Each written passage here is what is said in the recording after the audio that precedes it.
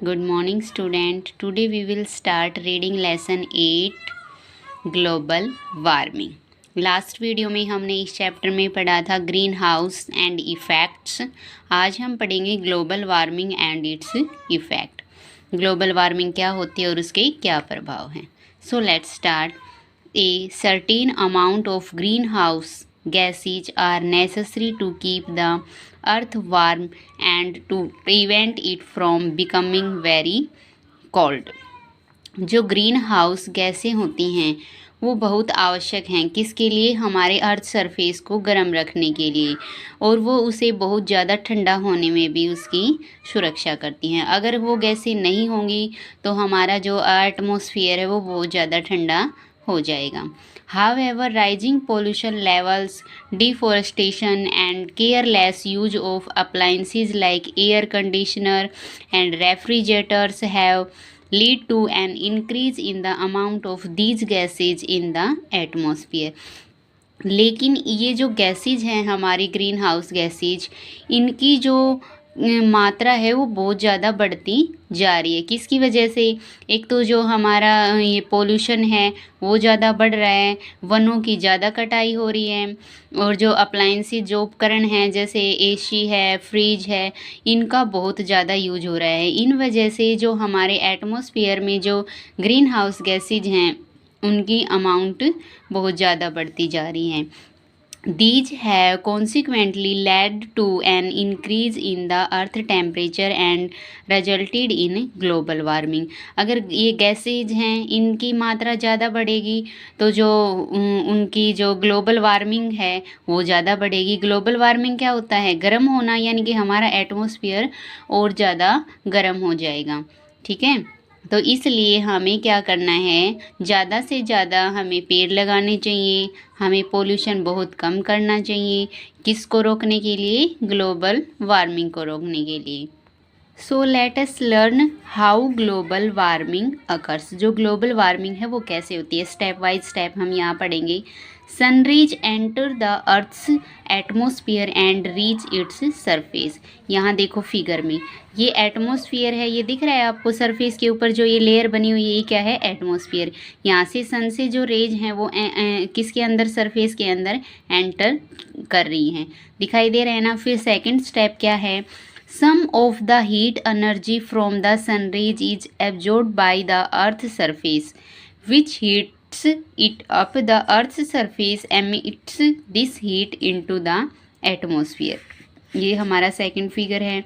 जैसे ही sunlight surface के अंदर एंटर करती है, जो सनरेज हैं, absorption heat by the earth surface, earth surface के द्वारा जो हीट है, जो सनरेज आ रही हैं, उस हीट को एब्जॉर्ब कर लिया जाता है। इससे क्या होता है कि हमारा अर्थ का जो सरफेस है, एटमॉस्फेयर है, वो गर्म होता है।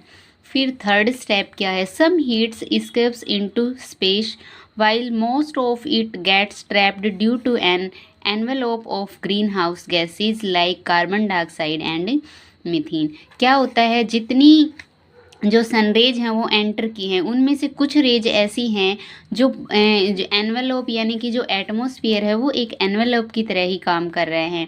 तो इसके अंदर जो ग्रीन हाउस गैसेज हैं वो कुछ तो उसको ट्रैप कर लेती हैं, पकड़ लेती हैं, वापस बाहर नहीं जाने देती, लेकिन कुछ रेज ऐसी हैं जो वो एटमॉस्फेयर से बाहर निकल जाती हैं। और जो सनरेज हैं वो बाहर नहीं निकल पाती, वो किसकी वजह से नहीं निकल पाती? कार्बन डाइऑक्साइड और मीथेन गैसेज की वजह से। ठीक है, फिर नेक्स्ट क्या है? Fourth step. This trapped heat warms the earth atmosphere which in the turn heats up the earth surface causing global warming. तो ये जो सनरेज हैं जो एटमॉस्फेयर से बाहर नहीं निकल पाई, तो उसकी वजह से क्या होगा? जो हीट सनरेज से हमारे सरफेस के ऊपर आई है उसको उन्होंने ट्रैप कर लिया, तो इससे हमारा जो अर्थ का सरफेस है वो गर्म होगा, और इससे क्या होगा? ग्लोबल वार्मिंग होगी। ठीक है, ये हमारी प्रोसेस थी ग्लोबल वार्मिंग कैसे होती है। फिर नेक्स्ट है the rise in the earth's temperature due to green house effect has led to various harmful consequence. क्या होता है कि जो अर्थ का जो सरफेस का जो टेम्परेचर है वो ग्रीन हाउस इफ़ेक्ट की वजह से कई बार बहुत ज़्यादा हो जाता है। उसके बारे में हम पढ़ेंगे। अगर उसका जो ग्रीन हाउस इफ़ेक्ट अगर वो ज़्यादा होता है तो उससे क्या होता है, वो हानिकारक कैसे होता है। Let us learn about some of these. The rise in the temperature of the earth surface leads to extremely hot and dry condition are called drought. अगर जो अर्थ का जो सरफेस है वो उसका टेम्परेचर अगर ज़्यादा होगा तो क्या होगा, वो बहुत ज़्यादा गर्म और सूखा हो जाएगा उस कंडीशन की वजह से। ड्राफ्ट यानी इसको क्या बोला है, सूखा, इसीलिए सूखा पड़ जाता है। अगर ग्लोबल वार्मिंग की अमाउंट है वो ज़्यादा बढ़ती रही तो क्या हो जाएगा, ड्राफ्ट एरिया यानी कि बहुत ज़्यादा सूख जाएगा।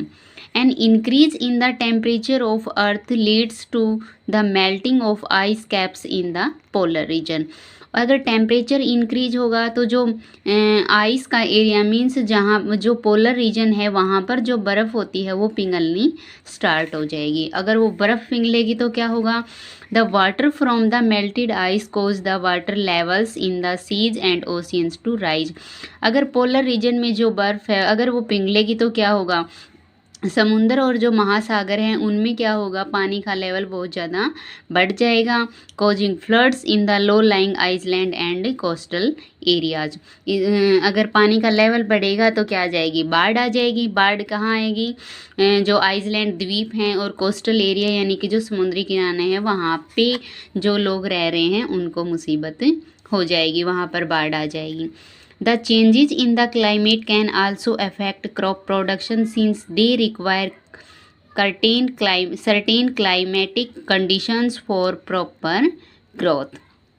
क्या होगा, अगर ये सब बाढ़ आ जाएगी, ओशियन और सी का जो वाटर लेवल है वो इंक्रीज होगा तो क्लाइमेट यानी कि जलवायु भी चेंज हो जाएगी। अगर जलवायु चेंज होगी तो क्या होगा, जो हमारी फसल हैं उनके ऊपर बहुत ज़्यादा इफ़ेक्ट पड़ेगा और वो प्रॉपर ग्रोथ यानी कि वो अच्छे से ग्रोथ नहीं कर पाएंगी। If crop production is affected, अगर जो हमारी फसलें हैं अगर वो इफ़ेक्ट होगी इसकी वजह से, ग्लोबल वार्मिंग की वजह से, it can leads to food scarcity. तो क्या होगा, अपने आप खाने की कमी हो जाएगी। हमें खाना कहाँ से मिलता है, फसलों से मिलता है। अगर उनमें कुछ इफ़ेक्ट हो गया तो खाने की कमी हो जाएगी। तो इसलिए जो ग्लोबल वार्मिंग है अगर वो ज़्यादा हद से ज़्यादा हो जाए तो वो बहुत ही हार्मफुल होती हैं। ठीक है, आज हम इतना ही पढ़ेंगे। Okay, thank you.